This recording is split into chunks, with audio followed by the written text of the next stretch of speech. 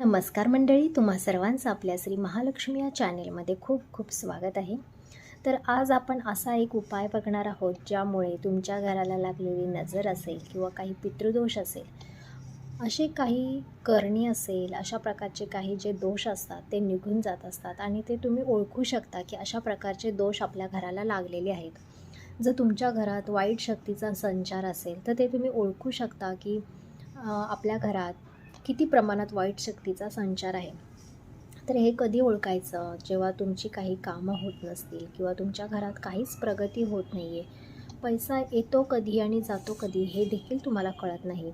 खूप प्रॉब्लेम्स एकसाथ येऊन आपल्या घरावरती हल्ला करतात किंवा आपण जर मंदिरामध्ये दीप प्रज्वलित करत असेल तर आपण पहिल्या माचीची काडीमध्ये जर आपला दिवा प्रज्वलित होत नसेल तर तुम्ही समजून जा की तुमच्या घरामध्ये कुठे ना कुठे वाईट शक्ती हिचा संचार झालेला आहे. तर ती वाईट शक्ती कोणत्या दिशेकडून येत आहे याचा आपल्याला शोध लावायचा आहे. त्याच्यावरती काय उपाय करता येईल ते आपण या व्हिडिओतून बघणार आहोत. तर बघा मित्रांनो, बऱ्याच लोकांच्या घरी मासे पाळले जातात, कुत्रा पाळला जातो, मांजर पाळलं जातं. देवाने या सर्वांना एक वेगळी शक्ती दिलेली आहे. त्यांच्यामध्ये एक वेगळीच प्रेरणा असते. ते प्रत्येक जो काही प्राणी आहे तो अशा वाईट शक्तींना लवकर ओळखतो किंवा त्या वाईट शक्तीला तो ओळखू शकतो, बघू शकतो. तर बघा, ते आपल्याला जे आपल्या घरातील जे पाळीव प्राणी आहेत ते आपल्याला त्याबद्दल काही ना काही माहिती सांगायचा हमेशा प्रयत्न करत असतात. पण ते ओळखणं हे आपलं काम आहे. जर घरामध्ये मासा मेला तर तुम्ही नक्कीच समजू शकता आपल्या घरावरती एक आहे कोणतं ना कोणतं संकट येणार होतं. पण ते त्या माशाने ते झेललं आहे, त्यामुळे आपलं संकट हे वाचलं आहे. पण असं अजून संकट आपल्या घरी येऊ नये किंवा अजून आपण कशा पद्धतीने ओळखू शकतो की आपल्या घरात वाईट शक्ती शिरलेली आहे. मांजरच्या डोळ्यामध्ये बघा, रात्रीचं लाईट गेल्यानंतर मांजराचे डोळे एकदम चमकत असतात. त्यांना एक वेगळीच देवाने ऊर्जा दिलेली आहे, शक्ती दिलेली आहे की वाईट शक्तींना बघण्यासाठी. त्यामुळे जर तुमच्या घरातील मांजर रोजच्या नेहमीच्या तिच्या वागण्यामध्ये जर तुम्हाला काही बदल दिसला किंवा ती वेगळ्या पद्धतीने ओरडत आहे किंवा ती आज खूपच शांत बसलेली आहे, तर तुम्ही ओळखू शकता की नक्कीच आपल्या घरामध्ये काहीतरी वाईट शक्ती आहे किंवा हे आपल्या मांजरीने पाहिलेलं आहे. त्यानंतर आहे कुत्रा जर अचानक मेला किंवा तुमच्या घरामध्ये जर सतत कुत्रा एका दिशेला बघून भुकत असेल, भुंकण्यावरून आपण समजू शकतो, मांजरीच्या ओरडण्यावरून सुद्धा आपण समजू शकतो आणि आपले पूर्वजसुद्धा आपल्याला सांगत असतात की कुत्रा मांजर रडणं किंवा ओरडणं हे शुभ नाही आहे किंवा नक्कीच त्यांनी काहीतरी बघितलेलं आहे आपल्या घरात, त्यामुळे ते ओरडत आहेत किंवा रडत आहेत.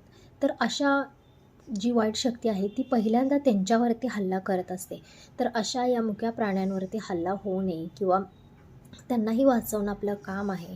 त्यामुळे आपण काही उपाय अगोदरच करायचे आहेत की जेणेकरून वाईट शक्ती आपल्या घरात घुसू नये किंवा तिचा आपल्या घरावरती काहीच वाईट प्रयोग होऊ नये किंवा त्यामुळे आपल्या घरात वाईट काहीच होऊ नये. बघा, तुम्ही दर अमावस्या पौर्णिमेला तुमच्या घरात हमेशा भांडण होत असतात. व्यवस्थित सुरळीत सगळं चाललेलं असतं, पण अचानक भांडण चालू होत असतं एकदम छोट्याशा कारणावरून.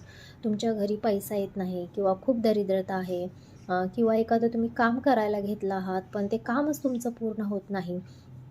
हमेशा तुमची कामं अर्धवट सुटली जातात. कोर्ट कचेरीची कामं तुमच्या मागे लागलेली आहे, त्यामुळे तुमचा अनावश्यक पैसा खर्च होत आहे.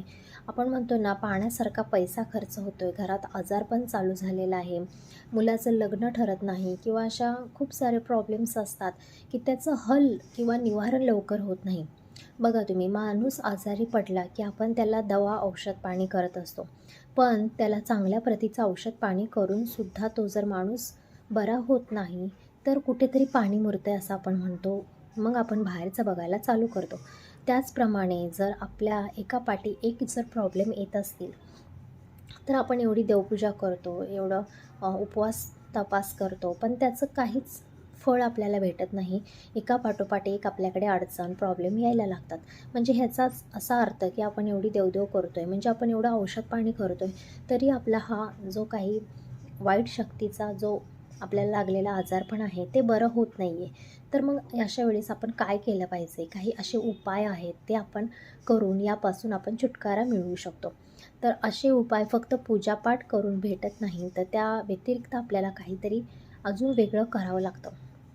जसं की जादूटोणा करून काही ज्योतिष आहेत, शास्त्रज्ञ आहेत, ते तुम्हाला जादूटोणा करायला सांगतील आणि त्यांच्यासाठी तुम्ही अनावश्यक पैसा खर्च करत असता, की ते तुम्हाला सांगत असतात हे पूजा करा, ते पूजा करा, मग तुमची वाईट शक्ती कमी होईल. काही गरज नाही आहे. तुमच्या घरामध्ये स्वामी स्वामी महाराज आहेत, दत्त महाराज आहेत. रोज त्यांची तुम्हाला पूजा करायची आहे. नित्यनेमाने स्वामी महाराजांचं, दत्त महाराजांचं तुम्हाला जपमाळ करायची आहे. आणि अजून असा उपाय एक आहे, तो मी तुम्हाला आता सांगत आहे. तर नीट लक्ष देऊन ऐका हा उपाय. हा उपाय आहे मिठासंदर्भात. तुम्ही हमेशा सगळ्यांच्या व्हिडिओमध्ये ऐकलं असेल की मीठ हे आपल्या जीवनात खूप महत्त्वाचं आहे. मीठ हे वाईट शक्ती मिठाला बघून लांब पळत असते किंवा त्या मिठावरती त्याचा परिणाम होत असतो. तर तुम्ही कसं ओळखायचं आहे की आपल्या घरात वाईट शक्ती आहे? तुम्ही आपल्या घरातल्या ज्या चारी कोपऱ्या आहेत, त्या चारी कोपऱ्यामध्ये छोट्या छोट्या बॉटलमध्ये भरून तुम्हाला मीठ ठेवायचं आहे. ज्या दिशेचं मीठ हे पाण्यासारखं चिपचिपी झालं असेल, त्या दिशेकडून तुमच्या घरात वाईट शक्तीचा संचार होत आहे, हे तुम्ही पहिली गोष्ट समजून जा. मिठामुळे काय होतं की वाईट शक्ती ही लांब पळून जाते. वाईट शक्ती त्या माणसाच्या जवळ येत नाही. तुम्ही हमेशा बाहेर जाताय, रात्रीची वेळ आहे, तुम्ही एका छोट्याशा पुडीमध्ये मीठ, एक चिमूटभर मीठ जरी बांधून तुमच्यासोबत नेलं ना, तरी वाईट शक्तीचा तुमच्यावरती काहीच प्रभाव पडणार नाही. तुम्ही आजकाल बघता, हमेशा तुमची मुलं ट्युशनला जातात, आपले जे काही आपल्या घरातले कोणीही मेंबर असेल, रात्री बाहेरून येतात, त्या चौकात असेल, कुठे रोडवरती असेल, किती लोकं काही लिंब टाकत असतात, नारळ टाकत असतात, खूप साऱ्या अशा वस्तू पडलेल्या असतात आणि त्याचा परिणाम कुठे ना कुठे आपल्यावरती होत असतो. तर तो परिणाम रोखावा किंवा ती शक्ती आपल्यापर्यंत पोहोचू नये, यासाठी आपल्याला छोट्या पुडीत, आपल्या जर तुमचे नवरे कामाला जात असतील तर त्यांच्या छोट्या एखाद्या कागदामध्ये तुम्हाला मीठ थोडंसं बांधून त्यांच्या पॉकेटमध्ये असेल, बॅगमध्ये असेल, तुम्हाला ठेवायचं आहे. त्यामुळे काय होतं की ते बाहेर निघाल्यानंतर कोणतीही वाईट शक्ती त्यांच्यावरती त्यांचा प्रभाव होणार नाही. जर मुलं ट्युशनला जात असतील तर त्यांच्या स्कूलच्या बॅगेमध्ये छोटंसं एकदम चिमूटभर मीठ तुम्हाला एका कागदामध्ये बांधून त्या बॅगेमध्ये तुम्हाला ठेवायचं आहे, जेणेकरून रात्रीची मुलं जर ट्युशनला जात असतील तर वाईट शक्ती ही तुमच्या घरात येणार नाही. त्यानंतर बघा, कोरफड, जेव्हा तुम्ही घरामध्ये कोरफड दरवाजाच्या वरती तुम्हाला टांगायची असते, ती कधी टांगायची असते त्याचा व्हिडिओ मी तुम्हाला दाखवलेला आहे. ती त्याच वेळेत तुम्हाला टांगायची असते. त्यानंतर ती जर कोरफड जळाली तर तुम्ही समजून जा की तुमच्या घरात नक्कीच काळ्या जादूचा वास आहे किंवा काहीतरी वाईट शक्ती तुमच्या घरात आहे. कोणीतरी वाईट तुमच्यावरती काहीतरी प्रयोग केलेला आहे, हे तुम्हाला समजून जायचं आहे. आणि जर ती कोरफड अगदी व्यवस्थित असेल आणि एकदम फलत फुलत असेल तर तुम्हाला समजून जायचं की तुमच्या घरात एकदम व्यवस्थित सर्व चालू आहे, कोणत्याच वाईट शक्तीचा प्रभाव नाही आहे. तर हे तुम्हाला जाणून घेण्यासाठी तुम्हाला दरवाजाच्या वरती कोरफड ही नक्कीच लावायची आहे. मग तुम्हाला हे सिद्ध होईल की आपल्या घरात जे काही प्रॉब्लेम्स येत आहेत त्याचं निवारण आपल्याला कशा पद्धतीनं केलं पाहिजे. जर वाईट शक्ती असतील तर काही उपाय करायला हवेत, आणि जर वाईट शक्ती नसतील तर कुठेतरी आपल्याला देवपूजा असेल किंवा प्रार्थना असेल किंवा काही सेवा असतील त्या तुम्हाला कराव्या लागतील. त्यामुळे तुमचं जे काही काम आहे ते सोपं होणार आहे. तर बघा, मीठ तुम्ही जर एका दिशेला, तुम्हाला चारी दिशेला ठेवायचं आहे, पण एका दिशेचं मीठ तुमचं पाण्यासारखं ओलसर झालं तर पुन्हा तिथलं मीठ बदलून तुम्हाला परत ठेवायचं आहे. असं एवढ्या वेळा तुम्हाला करायचं आहे की ते मीठ जोपर्यंत कोरडं राहत नाही, म्हणजे जोपर्यंत तिथलं मीठ पाण्यासारखं व्हायचं बंद होत नाही, तोपर्यंत तुम्हाला तिथलं मीठ हे बदलत राहायचं आहे. आणि बघा, मीठ हे माता लक्ष्मीला अत्यंत प्रिय आहे. त्यामुळे तुम्ही घरामध्ये चारी दिशेला जर मीठ ठेवलं तर माता लक्ष्मीची कृपा देखील तुमच्यावरती होणार आहे. मिठाचे भरपूर उपयोग आहेत, भरपूर प्रयोग देखील लोक करत असतात आणि खूप श्रीमंत देखील होत असतात. त्यामुळे मी असे खूप मिठाचे प्रयोग आहेत ते तुम्हाला आपल्या चॅनलवरती भेटून जातील, ते तुम्ही जाऊन बघा नक्कीच. पण हा उपाय, हा प्रयोग तुम्ही नक्की करा.